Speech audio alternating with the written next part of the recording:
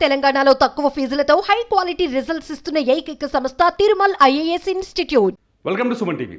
బతుకమ్మ చీరలు ఈసారి లేనట్టే అని చాలా స్పష్టంగా అర్థమవుతోంది.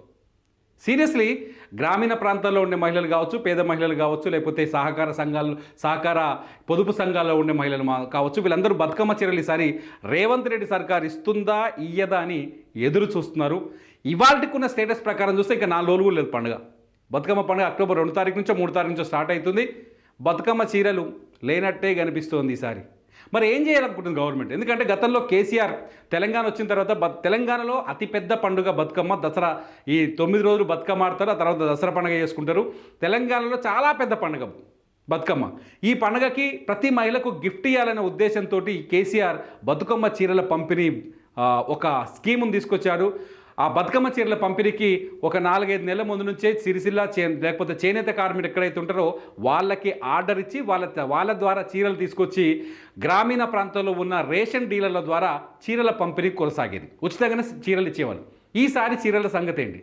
మహిళలు అయితే ఎదురు చూస్తున్నారు. గవర్నమెంట్ ఏం ఆలోచిస్తుందో తెలియదు, కానీ మహిళలు అయితే బతుకమ్మ చీరలు ఇస్తే బాగుండనే చూస్తున్నారు. ఎందుకంటే గవర్నమెంట్ నుంచి వచ్చేది ఏది ఎవరు వదులుకోవాలనుకోరు. గవర్నమెంట్ ఇవ్వడం తప్పేం లేదు కాదు, వాళ్ళు తీసుకోవడం తప్పేం కాదు, వాళ్ళు ఎదురు చూడడం కూడా తప్పేం కాదు.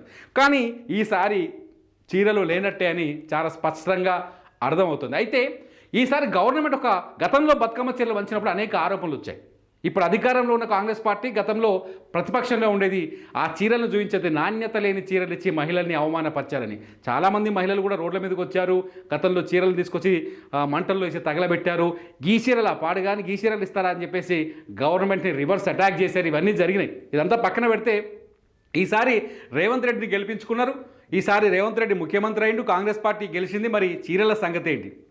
రైతు బంధు, రుణమాఫీ ఇవన్నీ మాడిఫై చేసుకుంటూ వచ్చిన ముఖ్యమంత్రి రేవంత్ రెడ్డి మరి మా చీరల సంగతి ఏం చేసినని ఊళ్ళల్లో ఉన్న లేడీస్ అడుగుతున్నారు. దీనికి ముఖ్యమంత్రి ఏం సమాధానం చెప్తారని జనమంతా ఎదురు చూస్తున్నారు.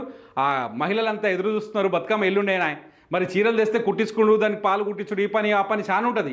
సో ఈ 4 రోజులు అయితే పని కాదు కాబట్టి చాలా స్పష్టంగా మనం అర్థం చేసుకోవాల్సిన అవసరం ఉంది. ఈసారి బతుకమ్మ చీరలు లేనట్టే అర్థమవుతుంది. అయితే బతుకమ్మ చీరల స్థానంలో 500 రూపాయల డబ్బులు ఇవ్వాలని గవర్నమెంట్ నిర్ణయించినట్టుగా తెలుస్తుంది, నిర్ణయం తీసుకోబోతున్నట్టుగా తెలుస్తుంది. ఇంకా అధికారికంగా ఎక్కడ ప్రకటన రాలేదు, కానీ ఒక చీర బదులు 500 రూపాయలు ఇవ్వాలని, అంటే 500లకు మినిమం చీర ఒకటి వస్తుంది అనేది గవర్నమెంట్ ఆలోచిస్తున్నట్టుగా తెలుస్తుంది. ఇలా ఒక చీరకు 500 ఇస్తే దాదాపు 450 కోట్లు ఏమో ఖర్చు అయ్యేటట్టుంది. ఆ లెక్కల మీద గవర్నమెంట్ కూర్చొని కుస్తీ చేస్తున్నట్టు తెలుస్తుంది. ఒకవేళ వేస్తే ఆ పైసలు కూడా రేషన్ డీలర్ల ద్వారా కానీ, లేకపోతే గ్రామీణ ప్రాంతాల్లో ఉండే పొదుపు సంఘాలు ఉంటాయి కదా, మన మహిళా సంఘాలు ఉన్నాయి కదా, చిన్నవి ఈ స్వయం సహాయక సంఘాలు, ఈ స్వయం సహాయక సంఘాల హెల్ప్ తీసుకొని ఈ 4-5 రోజుల్లోనే పంచాలని గవర్నమెంట్ ఆలోచిస్తున్నట్టుగా తెలుస్తుంది. ఎంతవరకు సాధ్యం అనేది కూడా కొంత నడుస్తుంది. ఒకవేళ డబ్బులు కూడా ఇవ్వాలా వద్దు అని ఇవ్వకూడదు అని నిర్ణయం తీసుకున్నారు అనుకోండి, ఈసారి బతుకమ్మ చీరలు లేనట్టే. ఎందుకంటే బతుకమ్మ చీరలు ఇచ్చి బదనాం అయ్యే కంటే ఇవ్వకుండా తిట్లు పడ్డదే బెటర్ అని ఆయన అన్నట్టుగా ఉన్నట్టుంది ఒక ఆలోచన. ఈ ఆలోచన కూడా ఉన్నట్టు తెలుస్తుంది. మొత్తానికి రేవంత్ రెడ్డి సార్ ఎప్పుడు మా బతుకమ్మ చీరల సంగతి అనేది మాత్రం ఎదురు చూస్తున్నారు.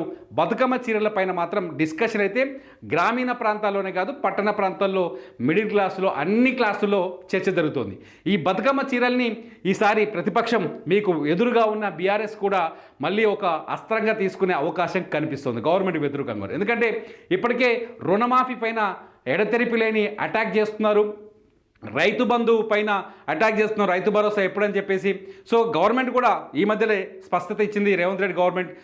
ఈ దసరా నాటికి పెండింగ్లో ఉన్న రుణమాఫీని పూర్తి చేస్తామని, అట్లాగే రైతు భరోసాని కూడా దసరా నుంచే మొదలు పెడతామని చెప్పేసి ఎకరానికి 7,500 చొప్పున, అంటే సంవత్సరానికి 15,000 చొప్పున ఆ పెట్టుబడి సాయం అందిస్తామని ఇప్పటికే గవర్నమెంట్ చెప్పినట్టు తెలుస్తుంది.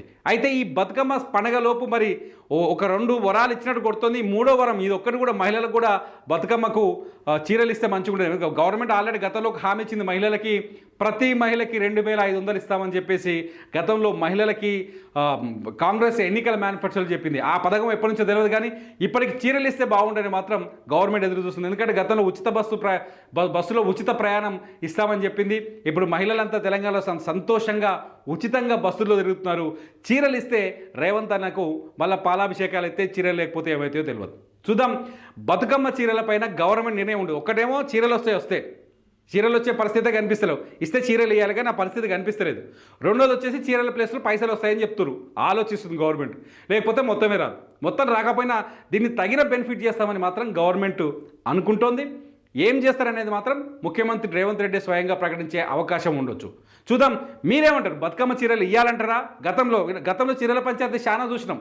గతంలో నాణ్యత లేని చీరలు ఇచ్చారు, చక్కగా చీరలు లేవో, ఒక్కటి కూడా బాగాలేదు, ఇట్లాంటివి కూడా మనమే దెప్పిపొడిచినాం గవర్నమెంట్లని.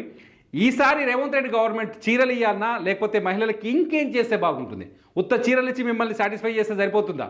చీరలు ఇచ్చి సంతృప్తి పరిస్థితి సరిపోతుందా? ఇంకేమైనా ఇస్తే బాగుంటుందా? మీరు కామెంట్ చేయండి. మీ కామెంట్స్ పైన నేను మరో వీడియో చేస్తా. మొత్తాన్ని మాత్రం డిసైడ్ అయిపోయి చీరలేదే రావు, చీరల బదులు ఇంకేదైనా వచ్చే అవకాశం అయితే ఉంది.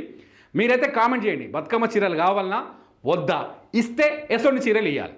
అందరూ కామెంట్ చేయండి. బతుకమ్మ చీరల పైన ఇంకో వీడియో చేస్తా. మీ వాయిస్ గవర్నమెంట్కి వినిపించే ప్రయత్నం చేస్తా. చూస్తూనే ఉండండి సుమన్ టీవీ.